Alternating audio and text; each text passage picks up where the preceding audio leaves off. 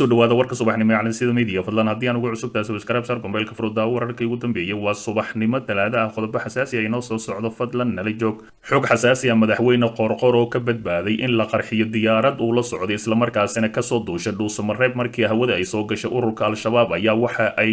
8 xabo ku rideen qoriga loo yaqaano suuga islamarkaasina si dirqi oo kaga badbaaday kadib markii diyaaradii jiha kale loo leexiyay magaalada muqdisho ayay usoo socotay maleeshiyaadka kooxda al-shabaab ayaa shalay galab weerartay diyaarad uu la socday madaxweynaha galmudug axmed cabdi kaariye qorqor oo kasoo raacay magaalada dhuusamareeb xubno la socday wafdiga madaxweynaha ayaa sheegay in ilaa 8 xabadood oo laga soo riday qoriga loo yaqaano suuga ay al-shabaab ku rideen diyaaradda daqiiqada yar kadib markii ay hawada gashay in shaqaalaha hay-adda duulista rayidka qaybtooda ka howlgasha dhuusamareeb ay duuliyaha ku wargeliyeen inay rasaas ku socoto islamarkaasina uu jid kale u weeciyo diyaaradda waxa uu yidhi hubkii lagu soo ridayay diyaaradda oo nagula sheegay 8 xabadood waa lala waayay alle ayaa mahad iskale duuliyaha waxaa lagu wargeliyey inuu jiho kale u weeciyo qalqal badan ayaa dareenay ayuu yidhi balse hadda waxaan si nabad ahi ku imaanay muqdisho ayuu yidhi xalay mid ka mid ahi xubnihii madaxweyne qoorqoor dhuusamareeb ka soo raacay oo warbaahinta u dusiyey hadalkaani islamarkaasina magaciisa aan la shaacin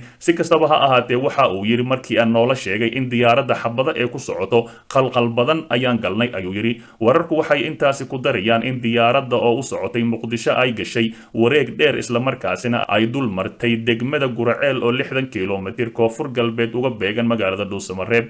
xilliga diyaaradda la weeraray waxaa lagu sheegay 5:15 galabnimo maqribna u dhow wuxuuna madaxweyne qorqor xalay ku bariyay magaalada muqdisho oo safarkiisaba ku wajahnaa wixii ka dambeeyay markii ahlu sunna wal jameeca looga taag roonaaday galmudug waxaa caasimada maamulkaasi dhuusamareeb ku soo dhawaaday ururka al-shabaab waxayna xilliyada habeenkii ahay duqeeyaan garoonka diyaaradaha dhuusamareeb weliba duqeyn aad u xoogan sidoo kale waxaa si cabsi ah lagu maraa wadada u dhaxaysa dhuusamareeb iyo guraceel oo dhowr habeen lagu arkayay dagaalyahano ka tirsan al-shabaab oo gaadiidka halkaasi maraya u jaraya canshuurtooda islamarkaasina lacag ay dhiibaan halkaasi 3 maalin ka hor inta u dhaxaysay deegaanada ceeldheere iyo dhuusamareeb waxaa lagu qarxiyay gaari weyn oo kuwa ciidanka ahi oo ay wateen ciidamo ka tirsan qaybta 12aad ee militariga Soomaaliya ilaa ay hadda ma jirto mas'uuliyiin ka tirsan galmudug oo ka hadlay amni darrada ka soo cusboonaatay deegaanada ku xeeran magaalada dhuusamareeb oo al-shabaab badan ay gudaha u soo galeen mana jirto wax dhaqdhaqaaq ciidan ahi oo hadda ka socdo deegaanadaasi si kastaba ha ahaatee Mr. Qorqor ayaa ku sigtay in hawada lagu qarxiyo diyaaradii uu la socday dhinaca kale ra'iisul wasaare Roble oo amar culus dul dhigay mas'uuliyiinta gobolka Banaadir kadib markii magaalada Muqdisho ay wadooyinkeeda qaar ay noqdeen bad ra'iisul wasaaraha xukuumadda federaalka Soomaaliya mudane Maxamed Xuseen Roble ayaa xafiiskiisa ugu yeeray gudoonka gobolka Banaadir ayaa faray in ay si degdeg ah wax ugu qabtaan biyaha roobabka ee xiray qaar kamid ah jidadka muhiimka ah ee caasimada ra'iisul wasaaraha ayaa tacsi u diray qoysaskii 3 ruux oo ku geeriyootay roobkii xoogana ee 24 saac la soo dhaafay ka da'ay magaalada Muqdisho isagoo maamulka gobolka Banaadir faray in ay caawiyaan barakacayaasha iyo dadka danyarta ahi ee roobku waxyeeleeyay waxaan isugu kiin yeeray ayuu yiri dardargelinta howlaha aad u haysan shacabka Soomaaliyeed oo maalmaha la dareemayay wax qabad la'aan muuqda oo ka jirta dhanka bilicda iyo fayadhowrka caasimada sidoo kale waxaa la idinka sugayaa in aad gurmad degdeg ah la gaartaan dadkeena ay waxyeelayeen roobabka ka da'ay gobolka ayuu yiri ra'iisul wasaare Roble ayaa maamulka gobolka Banaadir ku booriyay in dadka caasimada la siiyo adeeg u dhigma canshuurta ay bixiyaan isagoo yiri waxa idinku boorinaya in dadka magaalada jooga canshuurta bixiya ay dareemaan in canshuurtii wax loogu qabtay ayuu yiri ra'iisul wasaare Roble dhinaca kale musharaxiinta gudoonka baarlamaanka Hirshabelle oo la diiwaan galiyay guddiga doorashooyinka gudoonka baarlamaanka dowlad goboleedka Hirshabelle ayaa waxa ay shahaado musharaxnimo siiyeen musharaxiinta gudoomiyaha baarlamaanka Hirshabelle iyo ku-xigeenadiisa gudoomiyaha guddiga doorashooyinka baarlamaanka labaad ee Hirshabelle xildhibaan Yuusuf Sheekh Xasan Macalin ayaa shahaadada musharaxnimo gudoon siiyay 6 musharax oo u taagan gudoomiyaha iyo ku-xigeenadiisa iyo labaad magacyadooda oo ay kala yihiin kow xildhibaan Cabdixakiin Luqmaan Xaaji Maxamed oo u tartamaya jagada gudoomiyaha baarlamaanka Hirshabelle labo xildhibaan Maxamed Maxamuud Ibraahim Goodir oo u tartamaya jagada gudoomiyaha baarlamaanka labaad ee Hirshabelle saddex xildhibaan Saadaq Salaad Warsame oo u tartamaya jagada gudoomiyaha ku-xigeenka koowaad ee baarlamaanka labaad ee hirshabelle 4 xildhibaan siraaji sheekh isaaq cabdulle oo u tartamaya jagada gudoomiyaha ku-xigeenka koowaad ee baarlamaanka labaad ee maamul goboleedka hirshabelle 5 xildhibaan mahad xasan cusmaan oo u tartamaya gudoomiye ku-xigeenka labaad ee baarlamaanka labaad ee maamul goboleedka hirshabelle 6 xildhibaanad marwo canab axmed ciise oo u tartamaysa gudoomiye ku-xigeenka labaad ee baarlamaanka labaad ee dowlad goboleedka hirshabelle dhammaan musharaxiinta u taagan qabashada xilka gudoomiyaha baarlamaanka hirshabelle ee la diiwaan geliyey ayaa la filayaa in maanta ay jeediyaan khudbadahooda musharaxnimo halka arbacada la qabanayo doorashada gudoonka baarlamaanka labaad ee maamulkaasi hirshabelle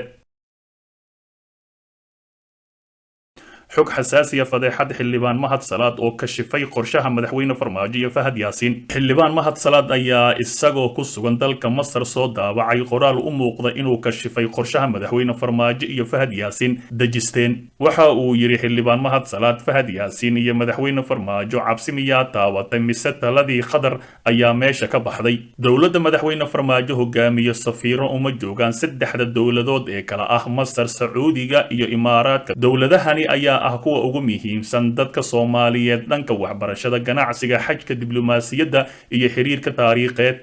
maanta oo muddo xileedkii madaxweyne farmaajo ka harsan tahay 3 bilood ayuu bilaabay in uu daba carro diblomaasiyiintii albaabada laga furi waayay 4 sano ee la soo dhaafay xiriirka xumaaday wadamadan Soomaaliya kala dhaxeeyay ayaa waxa sabab u ahaa madaxweyne farmaajo iyo taliyaha nabad sugidda Fahad Yaasiin oo ku jaangoynayay amarada iyo talooyinka guracan ee ugu imaanayay dalka Qatar iyaga oo ruuxooda xiriir aan la lahayn saddexdaani dal haddaba su'aashu waxay tahay madaxweyne farmaajo iyo Fahad Yaasiin hadda miyay ogaadeen muhiimadda dalalkaani Soomaaliya ay u leeyihiin mise amaradii Qatar ayaa meesha ka baxday xildhibaan mahad ayaa waxa uu soo boosta gareeyay sawirro waxa uu yiri sawiradani waa safiirka Masar ee Soomaaliya oo qaabilsan oo lagu qaabilayo madaxtooyada wasaaradda arrimaha dibadda iyo wasaaradda kale dhinaca kale baarlamaanka federaalka Soomaaliya oo maanta ansixiyay sharci muhiim ah xildhibaanada golaha shacabka Soomaaliya ayaa maanta ansixiyay sharci muhiim ah kadib markii ay kulan caadi ahayn ku yeesheen xaruntooda ku meel gaarka ah ee Villa Hargeysa gudoomiyaha golaha shacabka baarlamaanka federaalka Soomaaliya mudane Maxamed Mursal Sheekh Cabdiraxmaan iyo gudoomiye ku-xigeenka koowaad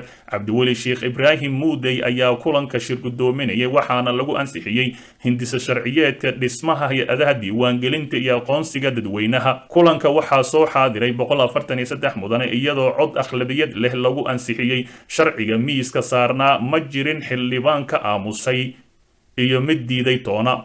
dhinaca kale xildhibaanada baarlamaanka waxay akhriyeen markii labaad hindisa sharciyeedka hay'ada socdaalka dib ayaana la isugu soo laaban doonaa si go'aan looga gaaro ayaa la yiri gudoomiyaha golaha shacabka Maxamed Mursal Sheekh Cabdiraxmaan wuxuu aad ugu mahad celiyay xildhibaanada baarlamaanka federaalka Soomaaliya isagoo sharciga la ansixiyay ku tilmaamay mid sax ah xildhibaanada baarlamaanka muddaxiloodkoodu waa gabaabsi waxaana bishan gudaheeda bilaaban doona doorashooyinka labada aqal ee baarlamaanka kuwaasi oo ka kala dhici doono goobo lagu cayimay heshiiskii ay gaareen dowladda dhexe iyo dowlad goboleedyada dalka dhinaca kale Sheekh Shariif Sheekh Axmed oo dib ugu soo laabtay magaalada Muqdisho iyo sir culus safarkiisii Jowhar madaxweynihii hore Soomaaliya Sheekh Shariif Sheekh Axmed ayaa dib ugu soo laabtay magaalada Muqdisho kadib markii uu booqasho 24 saac qaadatay oo ku joogay magaalada Jowhar ee xarunta dowlad goboleedka Hirshabelle Shariif Sheekh Axmed ayaa intii uu ku sugnaa magaalada Jowhar waxa uu la kulmay siihayaha madaxweynaha Hirshabelle Cali Guudlaabe Xuseen iyo qaar kamid ah duubabka dhaqanka ee soo xulaya baarlamaanka labaad ee dowlad goboleedka Hirshabelle